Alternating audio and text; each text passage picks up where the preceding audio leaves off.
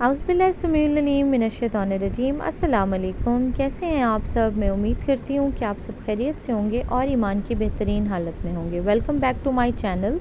यहाँ सुबह सुबह ही मैं जैसे ही स्टोर ओपन हुआ था, मैं ग्रॉसरी करने के लिए आ गई थी। वैसे तो 8 बजे ओपन हो जाता है, लेकिन मैं थोड़ा सा लेट आई थी और मेरी कोशिश होती है कि मैं मंथ की स्टार्ट की डेट्स के अंदर ग्रॉसरी ना करूं, क्योंकि बहुत ज़्यादा रश होता है और आप सुकून से शॉपिंग नहीं कर सकते। बहुत सारी चीज़ें ऐसी होती हैं, हालांकि मैं पहले से लिस्ट प्रिपेयर करके रखती हूं, लेकिन बहुत सारी चीज़ें ऐसी होती हैं कि आपको वो भूल जाती हैं और मिस हो जाती हैं। चलें जी, ग्रॉसरी के बाद मैं घर आ गई थी और यहाँ मैं बना रही हूँ जी बच्चों के लिए ड्रम पीसेस। इनको मैं मैरिनेट करके रख लूँगी और उसके बाद मैं इनको दोपहर में बच्चों के लिए जैसे जैसे बच्चों को दूंगी वैसे वैसे इनको फ्राई कर लूँगी।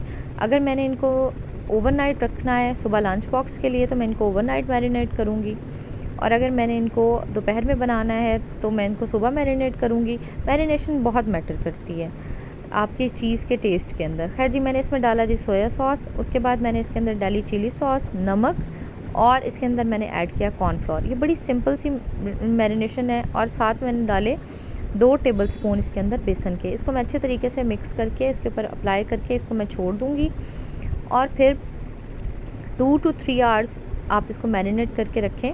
चिकन को मैंने पहले सिरके वाले पानी से भी धोया था, थोड़ी देर के लिए मैंने सोक करके रख दिया था और उसके बाद मैंने इसको धो लिया था। और अब मैं इसको फ्राई कर लूँगी। डीप फ्राई करना जो है वो एक मजबूरी है। अगर आपके पास एयर फ्रायर है तो आप एयर फ्रायर भी कर सकते हैं। मेरे पास एयर फ्रायर नहीं है, तो मैंने इसको डीप फ्राई किया और बाद में इसको टिश्यू पेपर के साथ इसका सारा ऑयल सोक कर लूँगी।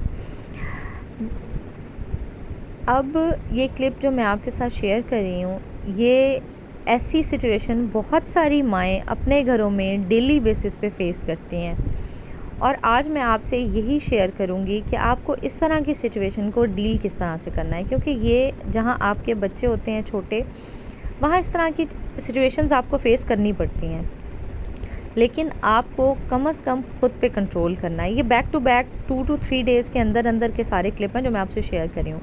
अब नेक्स्ट क्लिप ये है कि मैंने फ्रिज के अंदर फ्राइंग का ऑयल डब्बी में डाल के रखा होता है, और बच्चों में से किसी ने भी उस डब्बी को खोला और वो ऑयल खोल के सारा फ्रिज के अंदर गिरा दिया। अभी मुझे फ्रिज साफ़ किए हुए शायद 2 दिन भी नहीं हुए थे कि मुझे दोबारा से ये सब चीज़ें क्लीन करनी पड़ गई।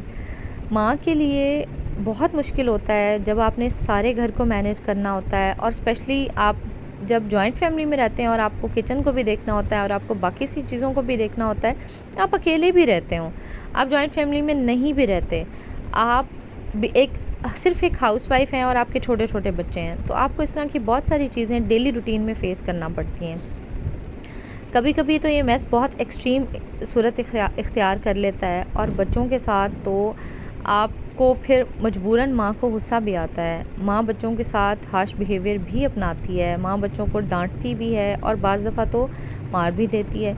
लेकिन आप एक लम्हे के लिए, जब आपको कुछ भी इस तरह का फ़ेस करना पड़ जाए, तो आप एक लम्हे के लिए सोचें कि आपके उस बिहेवियर का आपकी अपनी औलाद पे क्या असर पड़ता है। ना चाहते हुए भी हमारा शाउट करना, या हमारा अपने बच्चों को बुरे तरीके से बात करना, या एटलीस्ट उनको एक आधा थप्पड़ लगा देने से या उनको डांट देने से, वक्ती तौर पे वो उस हरकत से रुक तो जाते हैं, लेकिन उनके माइंड के अंदर वो बात रह जाती है। मुझे याद है जब मैं छोटी थी, जब जिस बात पे मुझे डांट पड़ी वो आज तक मुझे याद है। मैं अपनी तरफ से पूरी कोशिश करती हूँ कि कभी भी अपने बच्चों के ऊपर इस तरह से शाउट ना करूँ, या उनको डांटूँ ना, या मारूँ ना। हाँ, थोड़ा सा सख्ती के साथ बात करना बच्चों को फिर भी सिखा देता है, और अगर आप इस तरह से बात नहीं करते, बच्चों के साथ सख्ती से बात नहीं करते, या उनको फ़ील नहीं कराते कि उन्होंने गलत किया है, तो फिर शायद इस चीज़ को भी बच्चे बहुत ज़्यादा फ़ील करते हैं। उन्हें ये तो पता चल जाता है कि हर इंसान की सेंस होती है और साइकी होती है, कि उसको अच्छी या बुरी हर चीज़ का पता चल जाता है। अब ये थर्ड क्लिप आपसे शेयर कर रही हूँ। ये नेल पेंट है, और आपको पता है कि अगर नेल पेंट कहीं गिर जाता है तो वो इजीली क्लीन नहीं होता। और ये ऑल नई बेडशीट थी जो मैंने बेड के ऊपर बिछाई हुई थी।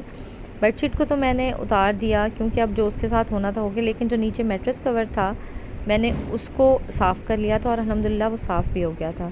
इस बात पे ना मैंने अपने बच्चों को डांटा, ना मैंने उनको मारा, लेकिन मैंने उनको सिर्फ़ ये फ़ील दिया कि आपने जो किया है वो गलत है और घर की चीज़ों को ख़राब नहीं करते।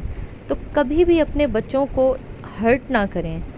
आपकी चीज़ें आप फिर बना लेंगे, लेकिन अपनी औलाद के दिल में जो आपने अपनी जगह बनानी है वो आपने इसी एज में बनानी है।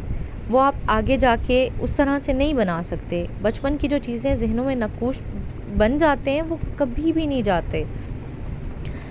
सिर्फ़ एक बात सोचें कि आपकी औलाद दुनिया की चीज़ों से ज़्यादा कीमती है।